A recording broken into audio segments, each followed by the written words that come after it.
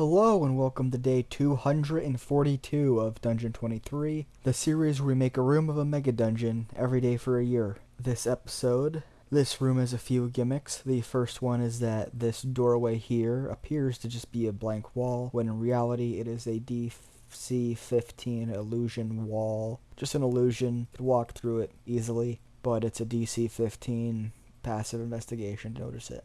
Coming in this room, there are two chests. Well, technically there's one.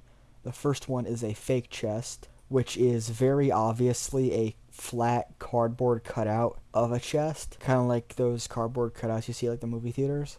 But with a DC-17 investigation check, you'll notice that the key for the other chest in the room is taped to the back of it, like in a hard-to-see spot. You won't really notice without looking it over and getting that DC-17 investigation check. And if we go over to this guy, it has a DC-14 lock, so it's probably easier to pick this lock than to find the other key, but the party may just look over that fake chest anyway because of how out of place it is, so that may invoke some kind of desire to investigate it. Now, inside of this chest is a staff of bird calls, which is basically just a quarterstaff that has 10 charges maximum. It regains a couple of charges a day. I think it's like 1d4. This one starts with 7 charges because it's been used recently, I guess. And what it does is you could use, I believe it's either an action or a bonus action, to create a bird call, essentially. A duck quacking, a hawk screeching, an eagle screeching, canary chirping, basically any bird sound can be replicated with it. And it doesn't really do anything other than that. I mean, if you spend the last charge and roll you have to roll a d20, and if you get a 1, then it explodes harmlessly, the feathers, which is funny, but doesn't really do anything. I mean, it's still a magical quarterstaff, so it obviously does magical damage because, it's enchanted. But mainly, it's just like a flavor item. And also could be used to trade to like a goblin or an adventurer or whatever kind of merchant you run into anywhere else in the dungeon. But the main item here is magical eye drops. What they do is they grant Truesight for 1 minute, which basically allows you to see past illusions. It lets you see past polymorphs somehow. It's weird, like you get like a dragon that's like a gargantuan creature, and the ones that have shape change, it turns into like a person. Like, how do you see them as the dragon? Is it like, are they squished down, or does it create an illusion of the thing? Like, what if a person gets polymorphed into a mouse and the mouse gets put into a small cage?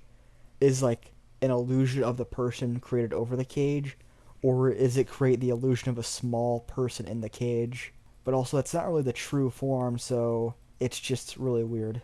It also lets you see invisible creatures and in magical darkness and that kind of stuff too. Basically, your vision cannot be blocked or distorted or deceived in any way, with the exception of actual physical barriers. It lets you see past illusions and deceptions and stuff like that, but doesn't actually let you see through actual objects. That's X-ray vision, which isn't even really a vision type, a spell effect. It's not an actual vision type that is seen under senses. So yeah, and when you take this, you could see Truesight for a minute, and it's followed by 1 hour of blindness. Not too big of a deal if the party has a cleric, which they probably should because it's designed around that, but it can be a detriment.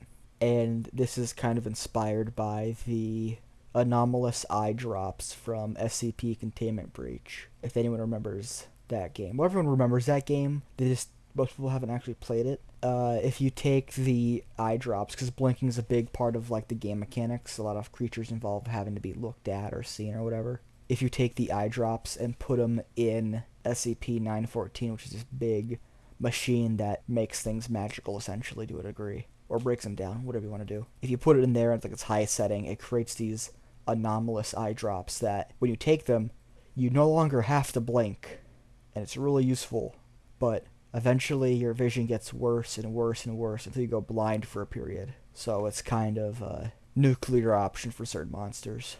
But yeah, that's basically it. Just some magical eye drops and a fancy bird call.